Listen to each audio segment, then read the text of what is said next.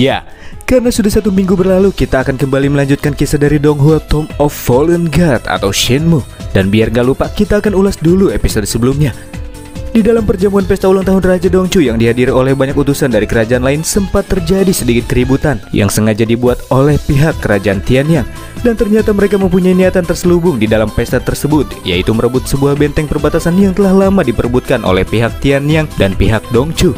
Agar terkesan mendapatkan itu dengan cara yang adil, Tianyang mengajukan sebuah kompetisi bela diri 1 lawan 1 yang akan dilakukan oleh 3 orang perwakilan. Dan untuk pertandingan awal, Huaqian si Barbarian melawan seorang kesatria naga bernama Saihuan. Dan pada akhirnya di dalam pertarungan tersebut, Saihuan berakhir sebagai pemenangnya. Mengingat seorang kesatria naga itu lebih diuntungkan, tentunya itu semua telah diperhitungkan oleh lawan. Lalu bagaimanakah kisah selanjutnya? Apakah Shenmue akan turun tangan? Iya, makanya kita akan langsung masuk saja ke jalur ceritanya.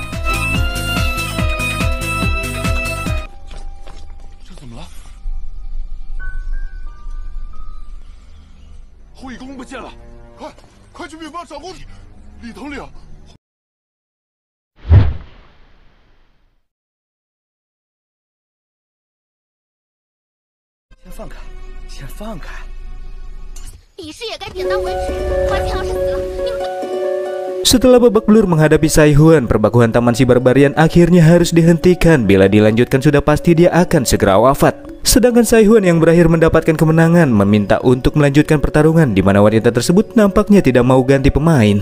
Di arah lain, Chia si Tambun mencibir pihak Dongchu. Ia mengatakan padahal Saihuan ini adalah praktisi yang paling lemah bila dibandingkan dengan kesatria naga yang dibawa oleh Tianyang yang lainnya. Dan menurutnya, untuk meraih kemenangan di dalam kompetisi ini, Saihuan sendiri sudah cukup dan kedua kakaknya tidak perlu beraksi dalam hal ini. Dan dia akan membiarkan Saihuan bertarung secara berturut-turut. Chuyu yang mendengarnya merasa cukup kesal, dan untuk pertandingan selanjutnya pihak Tianyang akan tetap memakai Saihuan tanpa mengganti pemain. Sedangkan di pihak Dongchu, si Malekong lah yang akan turun tangan. Ini dia lakukan untuk membalaskan amarah putri Chuyu yang merasa jengkel dengan pihak lawan. Si Malekong pun langsung bersiul untuk memanggil naga baru tingkat 3-nya, dan pertarungan pun akan kembali dilanjutkan.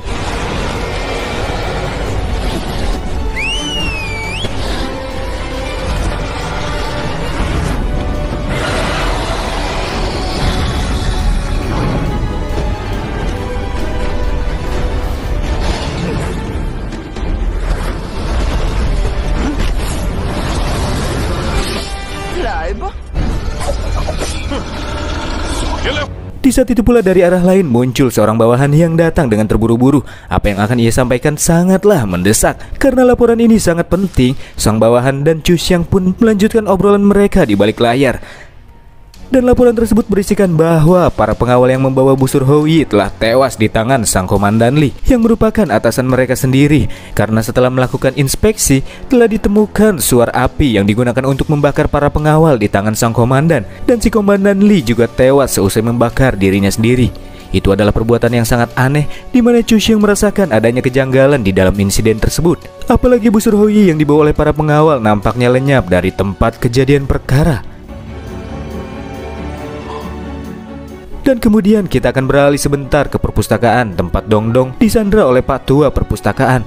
Setelah kelar menyusun lembaran-lembaran yang sudah diterjemahkan, Pak Tua tersebut melihat mata Dongdong melalui kaca pembesar dan lanjut tertawa dengan horor.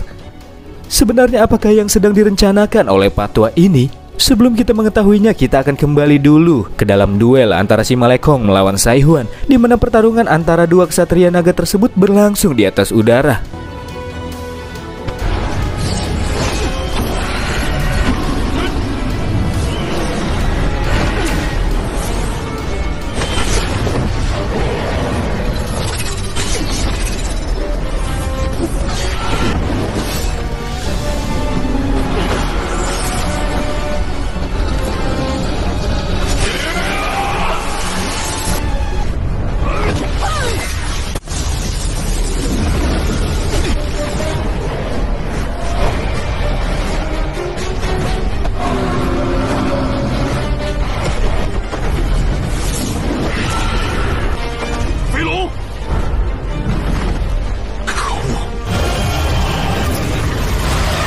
Ledakan semburan dari kedua naga yang saling berbenturan menyebabkan asap mengepul di udara sehingga menutupi pandangan mata setiap orang yang melihatnya.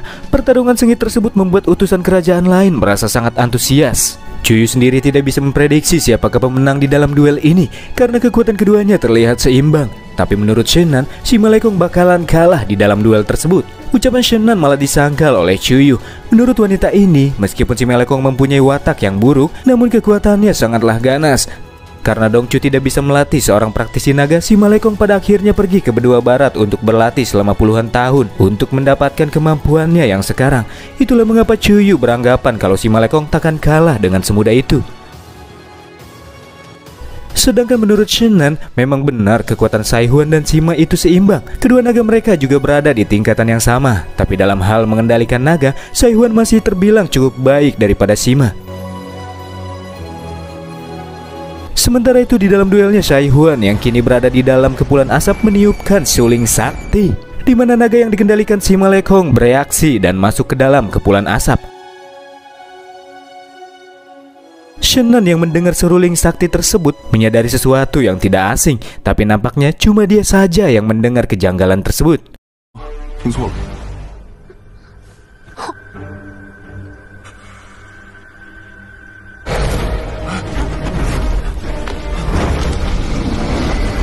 Sedangkan Sima Lekong yang masuk ke dalam kepulan asap langsung dihampiri oleh Saihuan, dan wanita tersebut mengajaknya untuk bekerja sama atas perintah masternya.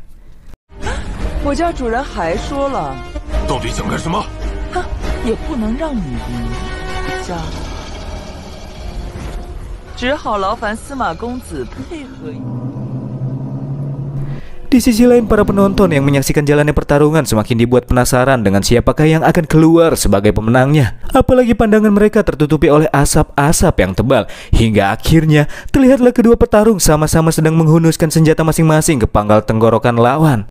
Dan pertarungan tersebut pun dinyatakan seri tanpa adanya kemenangan dari kedua belah pihak. Para utusan Tianyang juga memberikan pujian kepada Sima yang memiliki bakat yang luar biasa, padahal mereka ini memang komplotan.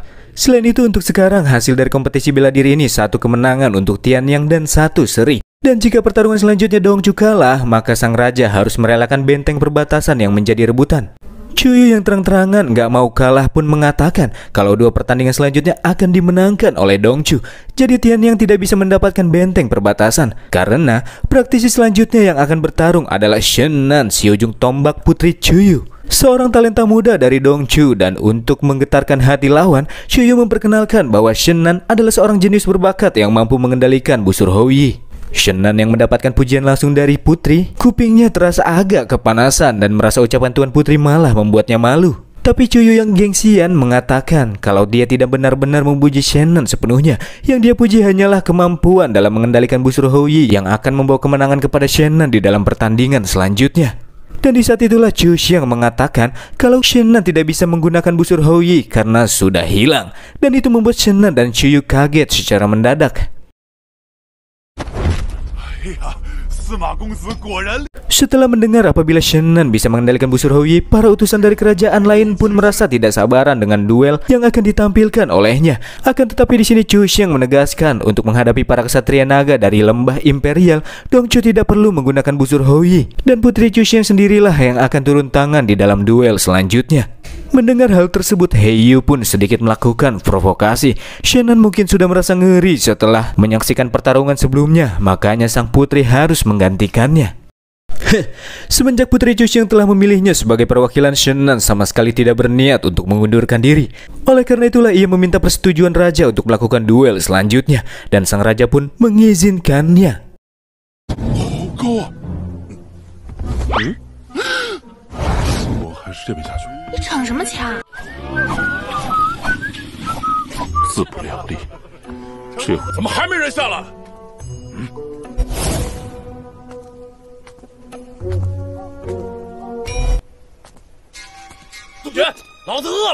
就知道吃啊！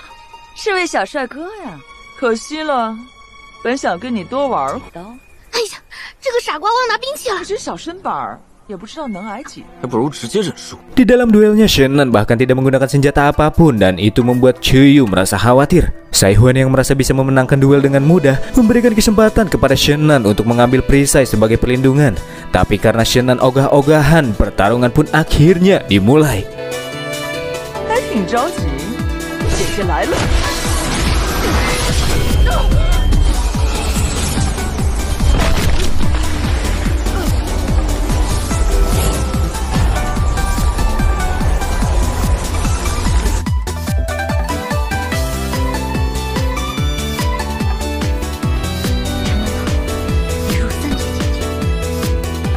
Shannon yang menunjukkan kemampuannya ke publik membuat orang-orang menyadari bahwa dia sudah mencapai level ranah tingkat 3. Hanya dengan menggunakan satu jari saja sudah membuat lawan terhempaskan. Dan kemudian ia pun mengeluarkan jurus tapak penangkap naga untuk menghempaskan naga tingkat 3 Saihuan. 不伤你，我还没说。以示点到为止。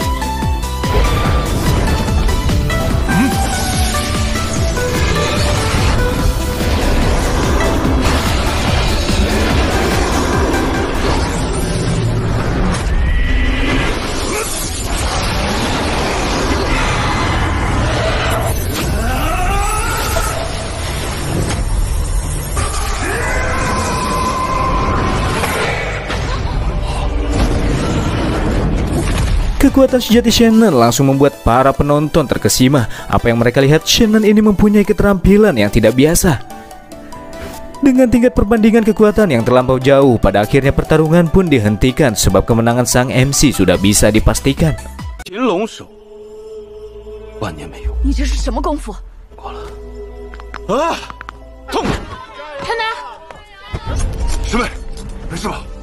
没事。你不是一阶菜鸟吗？什么时候成了3级？ Dengan kemenangan tersebut, sang raja pun menganggap bila Shannon merupakan sosok pahlawan yang dimiliki oleh Dongchu dan dia boleh menginginkan hadiah yang ia mau dan itu akan diberikan oleh sang raja. Di sini Shannon sempat mengingat janjinya dengan Chu Xiang bahwa Chu Xiang akan membujuk raja untuk memenuhi permintaan Shannon jika ia bisa menang di dalam duelnya.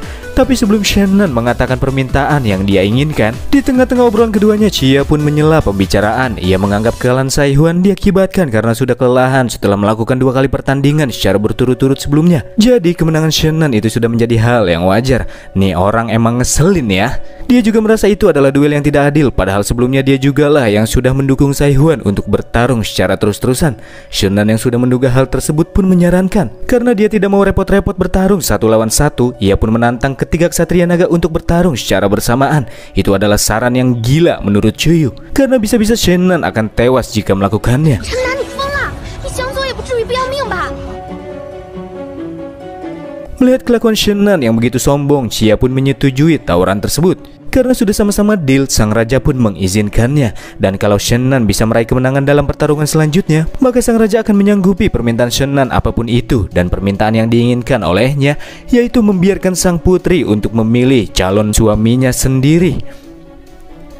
Di arah lain, Sima menganggap permintaan tersebut sama sekali tidak masuk akal, karena dalam hal ini tentunya dialah yang paling dirugikan. Tapi Sima Changfeng menghentikan anaknya karena keputusan yang dipilih oleh sang raja itu tidak bisa diganggu-gugat.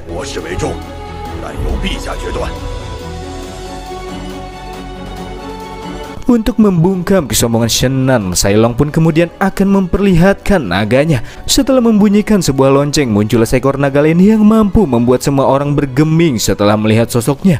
Itu bukanlah naga sembarang naga dari naga-naga pada umumnya.